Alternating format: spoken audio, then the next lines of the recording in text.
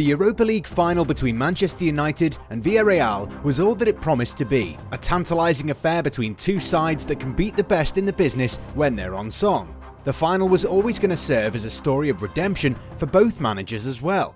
Ole Gunnar Solskjaer has never really been rated a lot by neutrals, so a first trophy would have been the best answer to his detractors.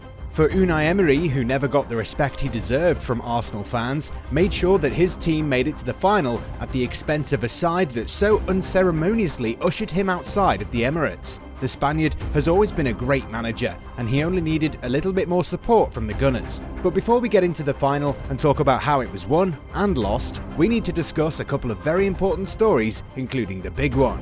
If you're watching this video, it already means that you like to stay informed on all things football, so do subscribe and join our community of people who love the game more than life itself. It's becoming more and more likely that Inter Milan's recent Scudetto triumph will come at a cost. The Nerazzurri were finally able to wrest control of the Serie A from Juventus, who'd made a mockery of the league for 9 years. Antonio Conte's men proved to be the most consistent team in Italy this term and richly deserved their league crown. However, what happened on the field was completely detached from what was happening in the boardroom meetings. Just like many clubs around the world, Inter have also been hit pretty hard by the pandemic. When Suning Group acquired 70% of Inter Milan in 2016 for €270 million, it was widely expected that the residents of Giuseppe Meazza would challenge Juventus's monopoly in the league and eventually become a European heavyweight.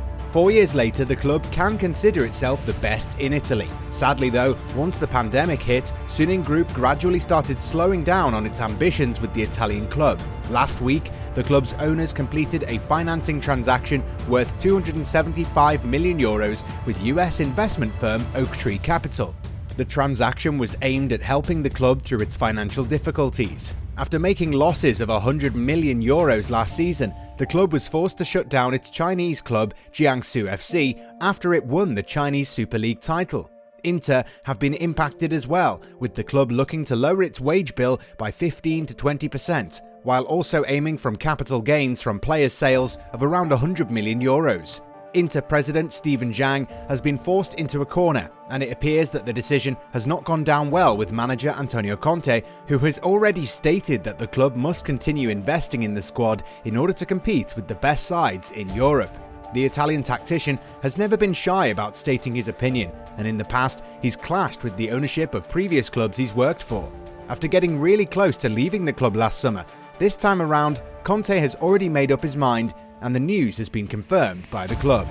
While the club's ownership might not have wanted to see Conte leave, they know the perils of holding on to what can become a disruptive element. Therefore, Suning Group were focusing on the terms under which their manager will leave. It's now being said that Conte won't be out of work for very long, with both Real Madrid and Tottenham monitoring the current situation. Daniel Levy is yet to find a permanent man in his dugout and could move for Conte in order to appease fans. Conte's a serial winner, and perhaps the Spurs Supremo sees him as the man who could end the club's trophy drought. Similarly, Real Madrid are also on the lookout for a new manager if Zinedine Zidane decides to walk away from the club after a trophyless 2020-21 campaign. However, it remains to be seen whether Conte would want to manage a team that might not have the financial capacity to make big moves in the summer. And as we were discussing this, we just found out that Conte has left Inter Milan. Now, the Nerazzurri will be looking for his replacement and will be hoping that the next man in charge is able to build on the hard work done by the former Chelsea manager. Milan contract rebel leaving soon. This news is definitely going to infuriate AC Milan fans. Star goalie Gianluigi Donnarumma is set to leave the club when his contract expires this June, with terms apparently already agreed with Juventus. The player's agent, Mino Raiola, wanted his client to earn a lucrative contract at the San Siro, but the club's ownership has taken a stand and decided not to be held hostage. Donnarumma's move would definitely make him a hated presence in Milan, but the Rossoneri are already making sure that the Italian's departure doesn't impact them gravely. Milan are reportedly close to completing a move for Lille shotstopper Mike Maignan, who is expected to walk right into the starting 11. If you ask us, Donnarumma has made a massive gamble, and this move could come back to haunt him. Moreover, the young keeper has also tarnished a legacy that he could have created at Milan, who are slowly getting back to their original place as one of the greatest teams in Italian football. Europa League final. As Sir Alex Ferguson joined in with the rest of Manchester United players for a flight to Gdansk, Poland, many of the club's fans had images of the 1999 Champions League final in their minds. Ole Gunnar Solskjaer's last-minute goal handed the great Scot his first ever European trophy, and it was only fitting for the final to take place on the same day Sir Matt Busby was born. United's history in Europe starts with the Busby Babes and was shaped further by Fergie fledglings. Of course, this was the final of a lower-tier European competition, but winning it was going to be essential as the Red Devils want to start winning trophies. Villarreal, on the other hand, have come really far. After making their debut in a European competition some 20 years ago, the Yellow Submarine finally reached their first ever final under serial Europa League campaigner Unai Emery. We all knew that the game was never going to be easy. The first half, and pretty much the entire theme of the final, was defence versus attack. United's inability to deal with a straightforward set piece allowed Gerard Moreno to score the first goal of the game. Once again, Harry Maguire's absence was felt, as Victor Lindelöf's miscalculation resulted in the opening goal of the night. From then on, Villarreal simply sat back and absorbed the pressure. In fact, all 10 outfield players were defending in the final third, so it was really difficult for United to find a way past the Spanish side's shot stopper.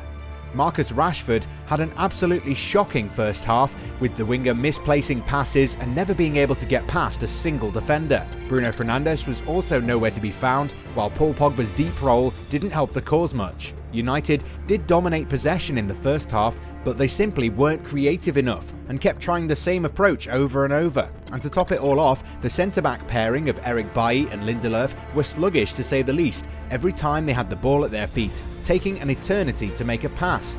United weren't really going anywhere once the teams came out of the dressing room. United kept attacking and the Spaniards kept defending resolutely, until a Marcus Rashford shot somehow found its way towards an always ready Edinson Cavani, who scored yet another goal to bring parity. That was all the motivation United ever needed, as they laid siege on the Villarreal goal.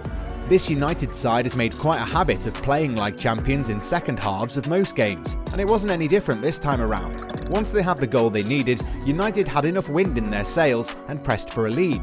Rashford's poor night continued, however, as he missed a gilt-edged chance. Pau Torres, a player who's been hotly linked with a move to Manchester United, preserved the scoreline after bravely meeting the header of Cavani with one of his own. The youngster had actually been very solid all evening. With the clock ticking, United kept going at the Villarreal goal, hoping for that one goal which would end their campaign on a successful note. However, you have to admire the Spanish outfit's resolve. Despite the incessant United onslaught, Emery's charges stood tall. Clearly, they'd been training for this scenario all week. With the game tied at 1-1, extra time would define everything. Interestingly, United hadn't made a single change throughout the 90 minutes, while Villarreal had already made 4. While Manchester United did win the Europa League back in 2017, the significance of this year's triumph would have been greater given the current circumstances. The Red Devils haven't won a single trophy in a long time, and Solskjaer had been talking a lot about progress. Indeed, some silverware would have gone a long way to show something for the progress the team has made. The second half of extra time was very anxious for supporters of both teams. You could sense that a goal was coming. No side really wanted to see the competition decided via penalties, but neither side showed a lot of creativity in the final third. So, that goal never arrived. The game was destined for penalties, and the Manchester United manager started using those subs based on their spot kick abilities. Emery has been there before. That night in Turin, when Sevilla defeated Benfica in the Europa League final after a goalless affair. All 10 players from both sides scored from the spot, and then it was the turn for both keepers. After Rulli managed to score, De Gea's kick could have rebooted everything. However, it was not to be.